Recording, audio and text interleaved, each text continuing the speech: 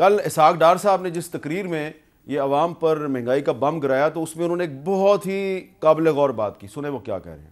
کابینہ نے اس finance bill کے ذریعے 170 ارب روپے کے اضافی ٹیکس لگانے کی منظوری دی ہے. ہماری حد الوسع کوشش یہ ہے کہ صرف ایسے ٹیکس لگائے جائیں جن کا براہ راست غریب اور متوسط طبقے پر کم سے کم بوجھ آئے. اس لیے روزمرہ کی اشیاء پر اضافی ٹیکس عائد نہیں کیا گیا. میں کیا کروں, میں ہنسوں, میں روؤں, میں کیا کروں. تو کہا کہ غریبوں پہ ٹیکس نہیں لگا رہے, روزمرہ کی اشیاء پہ ٹیکس نہیں لگا رہے. مشتاق صاحب بتا رہے ہیں کہ آپ نے ٹافیوں پہ بھی اور دودھ پہ بھی ٹیکس لگا دیا. تو اب میں احسن صاحب کو بتانا چاہتا ہوں کہ عام لوگ جو ہیں, عوام, وہ کیا کہہ رہے ہیں. سنیں ذرا. یہ غریب کو ختم کر دے آئے ہیں. تو میں بھی نون لیگ کا ہوں, پی ٹی آئی سے لڑائیاں بھی لڑی, مگر اب نفرت ہو گیا ان سے. یہ کل لیکچر کرائے نا تو اب کسی کو بھی ووٹ نہیں دیں گے. یہ جتنے حکمران ہیں انہوں نے قرضہ لے کے ہمارے ملک کو بیچ کے کھا چکے ہیں.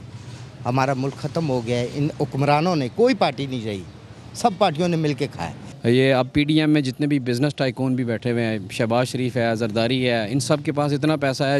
ابھی جنہوں نے قسط لی ہے اس سے ڈبل تو یہ خود ان کے پاس ہے. یہ دے کے وہ ختم کر سکتے ہیں, ملک میں خوشحالی بھی لا سکتے ہیں, سب کچھ کر سکتے ہیں. 275 روپے کا پٹرول ہو گیا.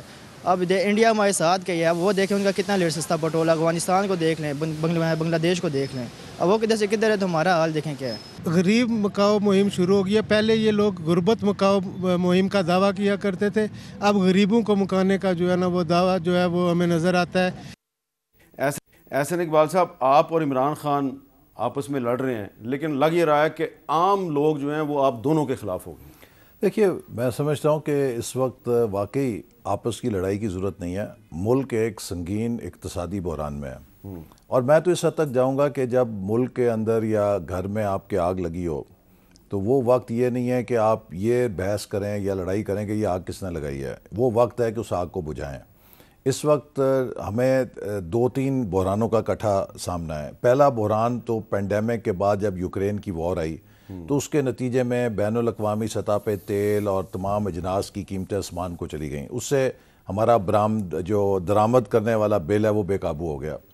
دوسرا 2021-22 میں عمران خان صاحب نے آخری سال میں جب شوکت ترین صاحب آئے تو ایک بہت لبرل امپورٹ پالیسی بنائی جس سے ہماری امپورٹس کا حجم 80 ارب ڈالر تک چلا گیا, اور اس نے ہمارے زر مبادلہ کے ذخائر کھا کے ہمیں اس مقام پہ پہنچا دیا.